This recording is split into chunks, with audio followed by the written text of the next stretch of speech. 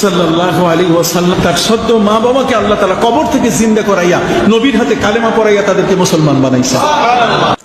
এই বোকা ছেলে, তোমার মুফাসসির মিথ্যা কথা বলেছেন। নবীর হাতে কালেমা পড়াইয়া কি বানাইছেন? মুসলমান বানাইছেন। এটা তো রাসূল সাল্লাল্লাহু আলাইহি সাল্লাম বলে না, এটা মিথ্যা কথা।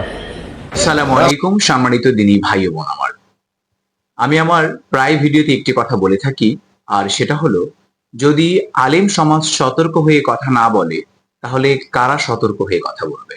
আমি বলতে চাচ্ছি ইসলামিক বিষয়ে, ধর্মের এই ব্যাপারে অবশ্যই আলেম সমাজকে সতর্ক হয়ে কথা বলতে হবে। যদি তারা সতর্ক হয়ে কথা না বলে তাহলে সাধারণ মুসলিমরা কিভাবে কথা বলতে পারে?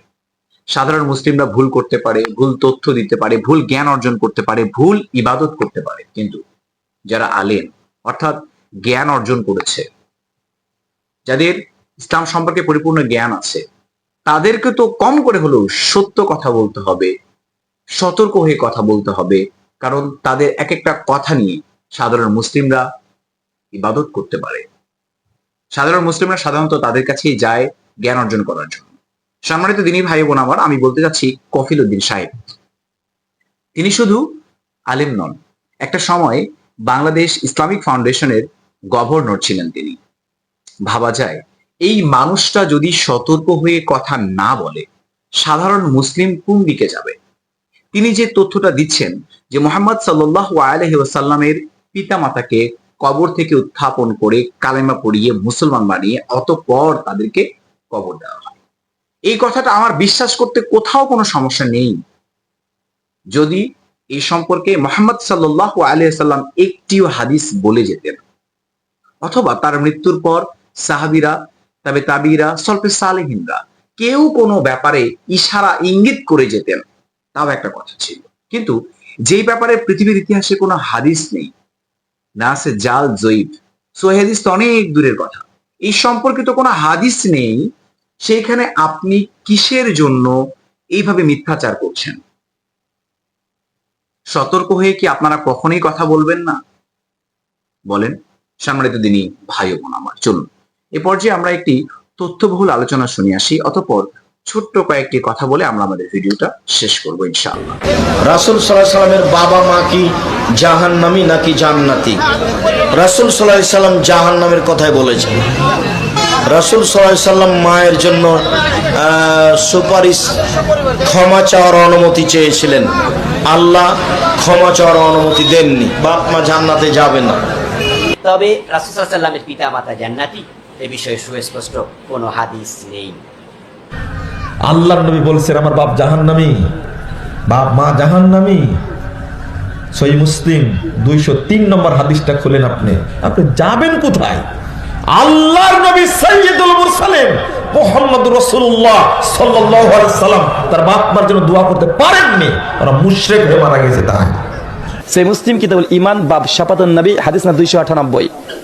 একজন সাহাবী এসে বলছে, ইয়া রাসূলুল্লাহ আমার বাবা কোথায়? আল্লাহ বলছে ফিন্নার, জাহান্নামে। সাহাবী মনক্ষুণ্ণ হয়ে চলে যাচ্ছেন, নবী বুঝতে পারলেন সাহাবী কষ্ট পেয়ে গেছে। সাহাবী ডেকে বলছে, শোনো, আরে তোমার বাবা যেখানে আমারও এখানে, তুমি কষ্ট হচ্ছে, আমি নবীর বাপ ওখানে। কথা বুঝতে পারছেন? এই হাদিসে আলোকে ইমাম নববী রাহিমাহুল্লাহ অধ্যায় রচনা করেছেন, নবীর পিতামাতা তারা উভয় জাহান্নামে যাবে, তাই আল্লাহ নবীর পিতামাতা তারা যে জান্নাতে হবে এই কথা সঠিক নয়, ওই ইমাম নববী বায়হাকির কথা চূড়ান্ত, এটাই সঠিক। দিনী ভাই বোন আমার, এই তথ্যবহুল আলোচনা শোনার পর আমি যা অনুভব করছি সেটা হচ্ছে যে ভেবে দেখা উচিত যে আমরা কার ব্যাপারে কি বলছি, কতটুকু সত্য কতটুকু মিথ্যে। মুহাম্মদ সাল্লাল্লাহু আলাইহি ওয়াসাল্লামের ব্যাপারে যেটা হাদিসে এসেছে, আমি আমার জীবনের চাইতে, পরিবার পরিজন এনাদের চাইতেও মুহাম্মদ সাল্লাল্লাহু আলাইহি ওয়াসাল্লামকে বেশি ভালোবাসবো, এটা হচ্ছে ঈমানের অংশ।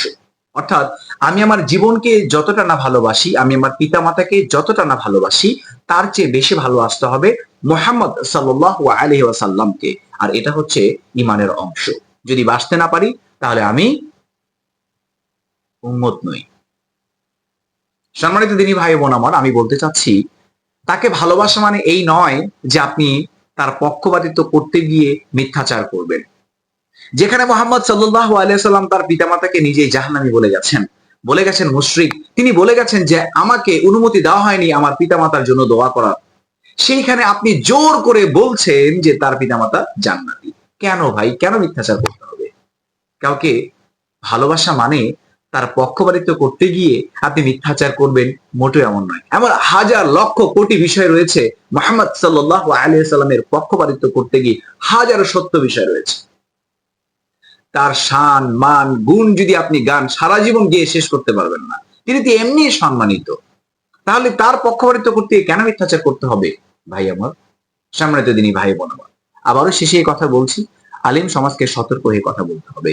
যদি আলেম সমাজ সতর্ক হয়ে কথা না বলে, তাহলে সাধারণ মুসলিম কখনই সতর্ক হতে পারবে না, এটাই স্বাভাবিক।